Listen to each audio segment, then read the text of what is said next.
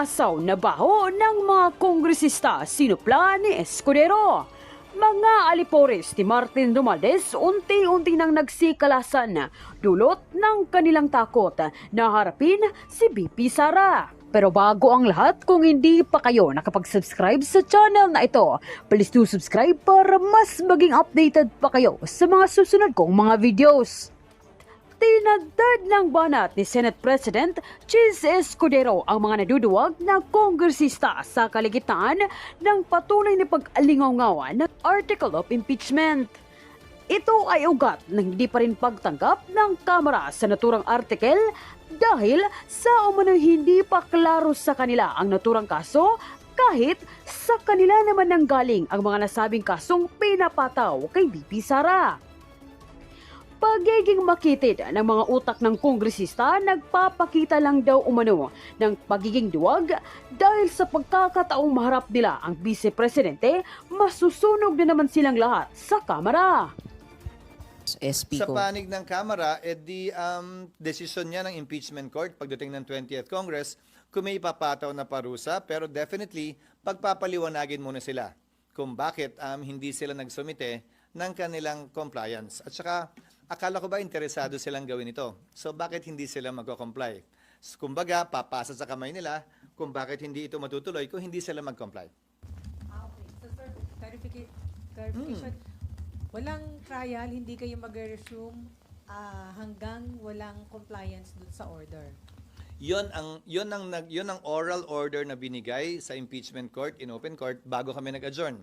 Pero siyempre, ulitin ko desisyon niya ng 20th Congress, 20th Senate. Ang posibleng magbago yung desisyon, posibleng pareho pa rin yung desisyon. Again, hindi namin pwedeng i-bind yung 20th Congress Senate kaugnay sa mga pagpapasyang ito. Sir, so kailangan pa bang humarap ni VP Sara? Sang-ayon sa aming rules, oo. Pero may karapatan siyang hindi humarap. Kung ayaw niya, magpapatuloy yung pagdinig kahit hindi siya humarap. SP, so hindi kayo magre-resume ng impeachment court if hindi ma-comply yung 1 and 2 sa pag-remand? Depende nga yun sa 20th Congress. Depende yun sa presiding officer ng 20th Congress. Halimbawa, sa aking pananaw, kung hindi magsumite ng sagot si VP Sara, kung hindi mag-comply ang Kamara, at some point in time, kailangan magpatawag ng pagdinig para pagpasahan at pagdesisyonan ng impeachment court yung non-compliance, hindi lamang ng Kamara, pero pati na rin ang sasakdal. Kung kailan gagawin yon, walang timetable o time period ang nakasaad sa rules namin. Sir, yung inhibition, sir, may mga nananawagan ng mag-self-inhibit sila. Sino? Senator Amy, Sino Senator nanawagan? Robin, ACT Teachers Party List halimbawa, sir. Kasi, Pumirma sila sa impeachment, so klarong anti-Sara sila, klarong pabor sila sa impeachment. Ulitin ko ang sagot ko. Anumang panawagan o kahilingan ng sinumang biased na, pabor man o kontra sa impeachment, pabor man o kontra kay VP Sara, hindi namin didinggin o papakinggan dahil biased nga sila eh.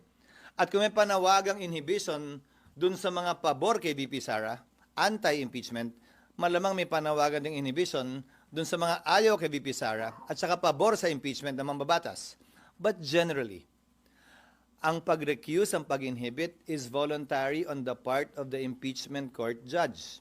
Nakita na nating nangyari yan sa ibang impeachment na kaso. Kung maalala ninyo, ang defense panel hiniling na mag-inhibit si Senator Judge Drilon nung impeachment ni Chief Justice Corona. Ang desisyon ng impeachment court doon ay hindi yan pwedeng pagbotohan, ni hindi tinake up sa impeachment court dahil voluntary decision yan ng isang impeachment court judge. Ngayon, defense panel ang humiling nun. Dahil duda sila sa sinasabi daw nung panahong yon. Masyadong anti-corona daw yung posisyon ng senator judge. Para sa akin, yan din ang i-apply naming president at hindi lang rules kaugnay sa inhibition. It is voluntary on the part of the impeachment court judge at hindi yan pwedeng ipilit sa sinuman. Pabor man kay VP Sara, o kontra man kay VP Sara, pabor man sa impeachment o kontra man sa impeachment. Unti-unti nyo naman ang nakikita yung mga nagsasalita, hindi ba? Kung kaninong panig sila nakabilang, klaro na anti-Sara, for impeachment sila. Klaro din yung iba na for Sara at anti-impeachment sila. Ang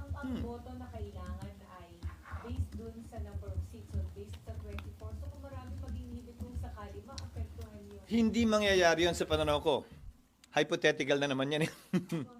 Nakasaad sa rules at ayon din sa ruling ng chair ng impeachment ni Chief Justice Corona na magsisilbing president. Pwede lamang matanggal sa bilang ang sinumang senator judge kapag tinanggal sila bilang senador sa ilalim ng ethics at disciplinary procedure ng Senado. Hindi pag-inhibit bilang impeachment judge. SP, good. Hindi ko alam mo itong impeachment na to tulad nung dati, maraming pinanganak na matatalino at magaling kaugnay sa batas. Wala namang nakasulat sa batas niyan. Wala din namang nakasulat sa rules namin kaugnay sa computation na sinasuggest ng ilan sa mga ekspertong nagpapakilala ngayon kaugnay ng impeachment. SP, good afternoon. Ano? 24, halimbawa may mag-inhibit, pero 24 pa rin yung... Walang nakalagay sa rules. Wala ring basihan na sabihing mas mababa sa bilang na yon. Ulitin ko yung mga nagsasabing at nagpapakilalang eksperto daw sila. Ano bang basihan? May batas ba silang sinasite? Provision man sa konstitusyon o sa rules namin? O may pinangahawakan ba silang desisyon ng Korte Suprema? Sa dami ng magaling at nagmamagaling kaugnay sa batas ngayon, iisa lamang naman talagang masusunod, ang Korte Suprema.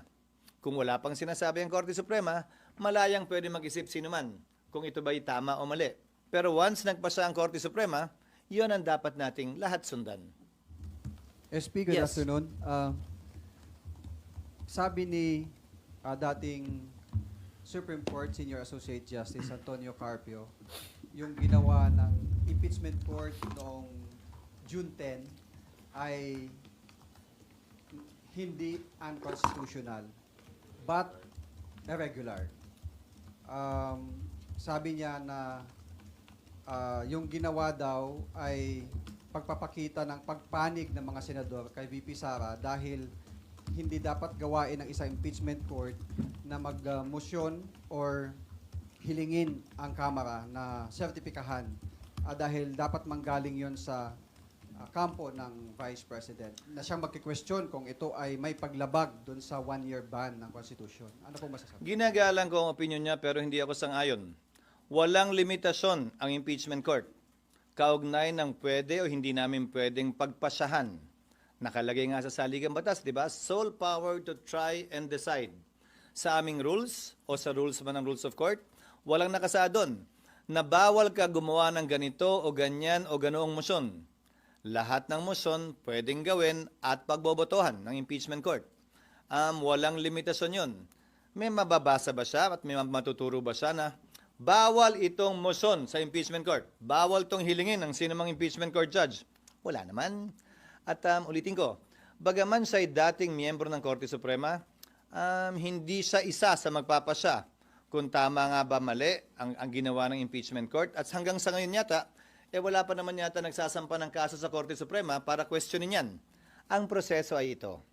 Kung may ginawa ang Senado o ang Kamara man na hindi naaayon sa konstitusyon sa pananaw mo, sa pananaw ni Justice Carpio, ni naman, malaya silang pwede mag-question sa Korte Suprema. At Korte Suprema magpapasya kung sino nga ba ang tama at mali. Ganyan yung nangyari halimbawa sa one-year ban na hinihiling na impormasyon ng Senado o ng impeachment court sa Kamara. Kinwestiyon yan sa Korte Suprema at nakabinbin ngayon yan sa Korte Suprema.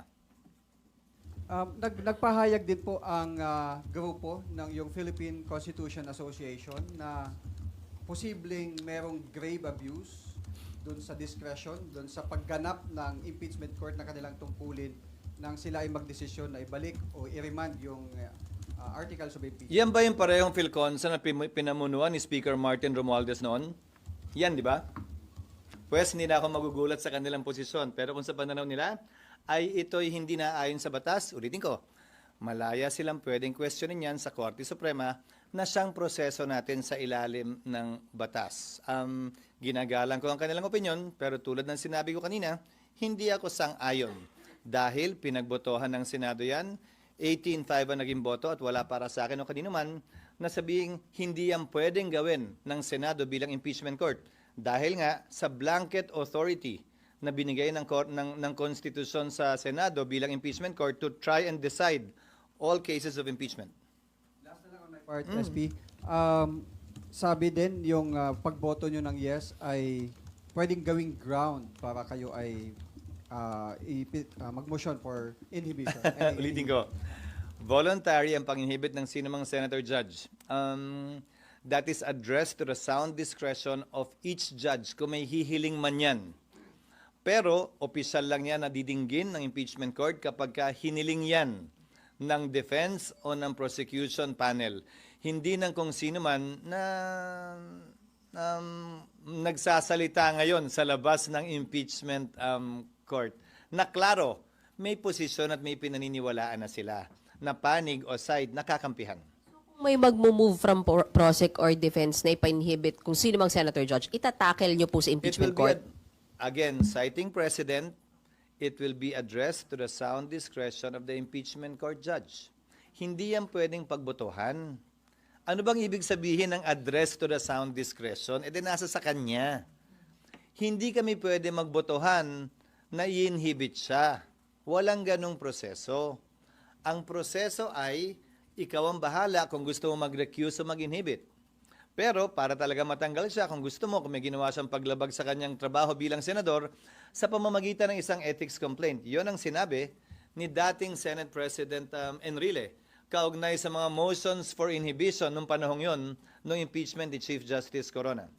Itatakel ng ethics as a Senate Hindi ko body? sinasabing itatakel. Ang remedy nila ay tanggalin yung senador bilang senador. Hindi tanggalin bilang impeachment court judge. Sorry, makulit, isa na lang. Paano po kapag sorry SB. Paano pag kitang-kita na yung kulay nung isang Alin? senator judge? Kitang-kita na yung kiling Sabi niya. ni No. Tatanungin kita. Kitang-kita lang ba ang kulay sa ngayon nung pumapabor kay Sara? O kitang-kita din ba yung kulay dun sa mga ayaw sa kanya? Be fair. If you want to be fair, it cuts both ways. Di ba? So, kayo naman, ang kino-quote yun sa mga tanong niyo, yung isang panig lang ang kino-question, hindi naman yung kabila. If you want to be fair, you have to be fair. If you want to question, then everybody should be questioned. But then again, remember, pinili ng mga nagsulat ng saligang batas na mga politiko, mga halal ng bayan ang magiging judge kaugnay sa kasong ito ng impeachment. So, kasama na marahil yon sa tinimbang nila at sinukat nila nung pinagpasahan nila na mga senador na halal, mga congressman na halal, ang may malawak na papel kaugnay ng impeachment dahil wala naman tong kulong, wala naman tong bayad. Ang kapalit lang nito ay pagkakatanggal sa pwesto. Sir, may epekto ba sa integrity ng impeachment court yung a couple of days later, nakita yung two senator judges with VP Sara who is being accused? Hindi para sa akin na sabihin yon. Again, that is referred to the sound judgment and decision of the impeachment court judges. Kung may hihiling in open court nun, that will be addressed to them. May epekto din ba kapag kami nag-a-attend ng rally na impeach now? Babaliktarin ko it cuts both ways. Again, it always cuts both ways.